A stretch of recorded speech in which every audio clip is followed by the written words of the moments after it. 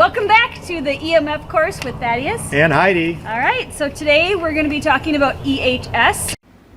Do you even know what the most harmful EMF or microwave radiation is at your home? Oh my God, don't ever do that. Oh, I got a text. Oh, I'm on the internet. Oh my gosh. Do I need to be taller? Yes. Oh, much better. Oh, look at it. That's our intro. You can't call it intro if you say intro. Thaddeus, what does EHS stand for?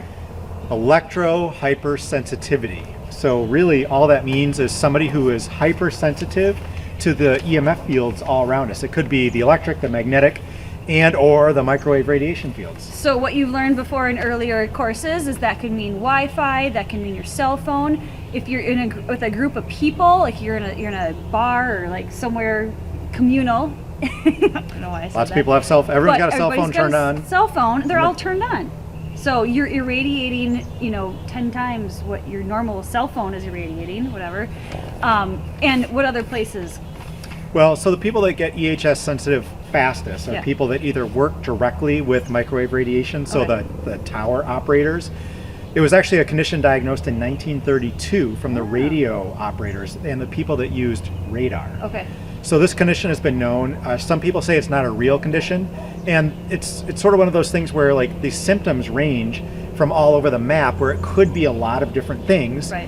But it is definitely real, and the people that have it, you'll start to experience some of these symptoms, like tingling in your fingers is what I experience when I'm using my phone. All of a sudden my hand and my fingers will start tingling. That's a sign that I'm taking in too much radiation and I'm more sensitive to it. And once you're sensitized, it's much harder to become desensitized. So I was in a place today that had a lot of strong Wi-Fi signal, and there was a lot of Chromebooks and a lot of cell phones, smart boards, and I left that place with a headache today. And I don't get headaches, so I was a little concerned. Yeah, and that's one of the main symptoms is headache, and especially around smart meters. So smart meters can actually cause sensitive people, which is a lot of people, to get headaches within seconds. Tell people what a smart meter is for those who don't know. Okay, so a smart meter is a meter on your house. So everyone's got meters on their home that read the electricity and the natural gas that go through your house. Okay. Sometimes the water too. And what happens is the city and the electrical companies don't want to send the meter man to your house to like look at the reading and write it down on a piece of paper or log it in their computer. So it sends a microwave signal, a wireless signal from your meter on your home to some sort of stationary meter that the cell company has, and then it transmits that data to the company about how much energy you're using without them physically being here. So it's a wireless signal that pings every few seconds or every few minutes from a smart meter connected to your home. So it's sending the signal through your home, through the neighborhood to get that data to the companies. And you can sometimes opt out about that, but we covered that in another. You can try to opt out, and not every municipality allows you to opt out. Right. Sometimes you have to pay an extra fee. Sometimes they'll argue with you, and sometimes you just can't opt out. And so what did we do? We've got a mesh cover over ours. Yeah, we'll show you right after this video. Smartmetercovers.com. You can get a cover. And ours is covered with a metal box on the backside. So we're somewhat protected. It's not perfect, but it's better than having nothing protecting you. Right. Okay, so what should people be looking for as far as symptoms? We talked about headaches. We talked about dizziness.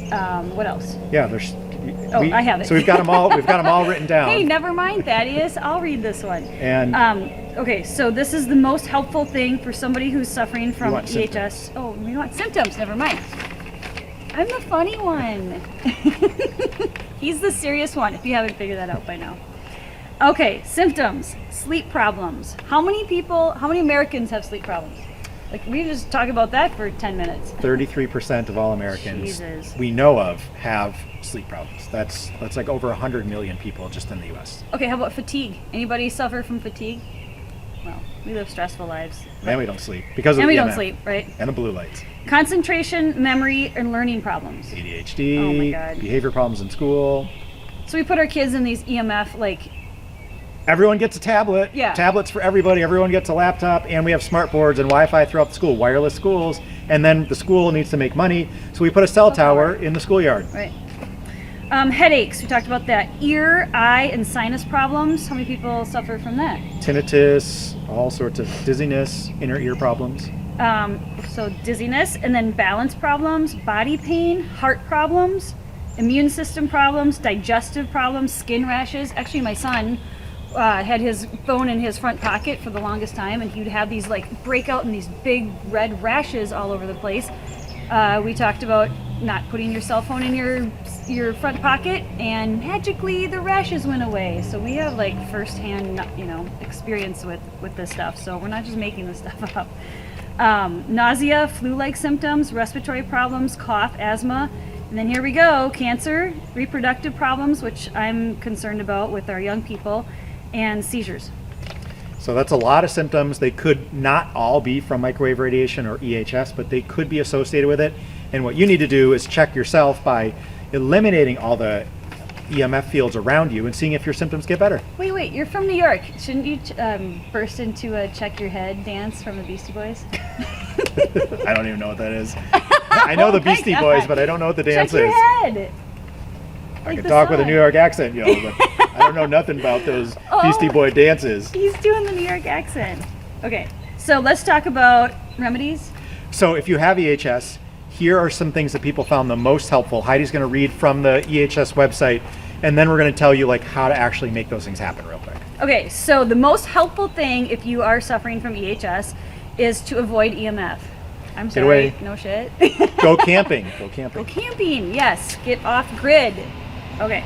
The next thing would be turning off your electricity at the breaker, and I think we talk about that being specifically in your bedroom. So if you are able to find the breaker switch that turns off just all the electricity in your bedroom, do it. Okay. Shielding.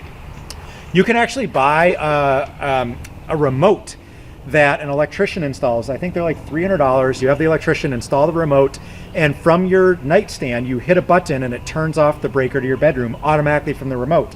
You don't have to get up and go to the breaker every time. Oh, that would be bad for us. You could look that up. It's in our It's a trap door. it's a trap door. Okay, so then dental amalgam removal.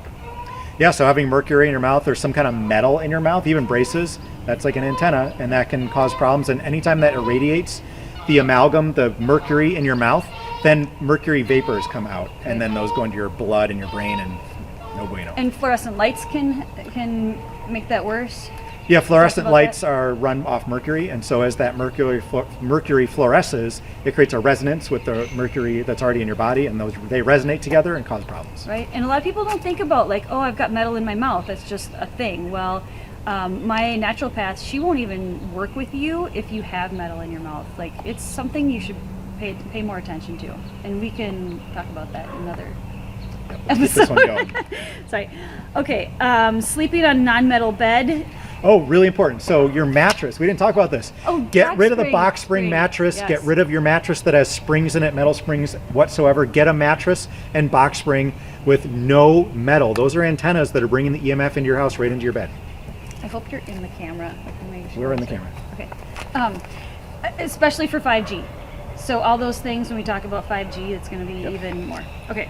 Grounding, earthing, dietary changes, supplements, exercise, massage therapies, Electromagnetic filters. and then acupuncture, counseling, prescription drugs. What? Medical doctor? Prescription. So these are all things that people found help with, and as we read, the list went from things that helped the most to the least. So avoiding EMF and shielding helped the most. Okay. Okay, so that's like camping, that's like bed canopies to protect yourself. I just got that. So going to a medical doctor helped the least. Yes. Okay. Did you guys get that? So the shielding paint on the walls, all these things, turning off your Wi-Fi at night, keeping your cell phone in airplane mode, using a stylus or gloves that protect you from EMF when you're using your smartphone. So you put your smartphone on a stand and use a stylus to do all your typing or whatever you want to do on your smartphone. And that's for people that are really sensitive. This is EHS. When you have EHS, you're going to go to extraordinary extremes. You're going to get a car that's old enough that it has no nav and no Bluetooth and no electronic chips in it if you can get that. So like go back and buy a car from 1998, get a Honda Civic that still is in beautiful shape today, doesn't need any work, and it has none of those electronics. And I mean, sweet, when there's an EMP that hits the earth, you'll still be driving your car. I mean, it'd probably have to go back even further than that, but you know what I'm saying. Right. Well, that's some great information. Thank you for sharing that. Yep, so also water. Okay, don't forget about water. Oh. So EHS, anyone that's super sensitive, get in natural bodies of water. It's a natural Faraday cage. that from all the people we know that are EHS, like Daphne Tackover, they get in water as often as possible to mitigate the effects of EMF when they're in big cities. So get in a body of water, get in a bathtub, do something so your body's surrounded by water so it can start to relax and detox from that. Awesome. I'm going to go get in the tub. See you later.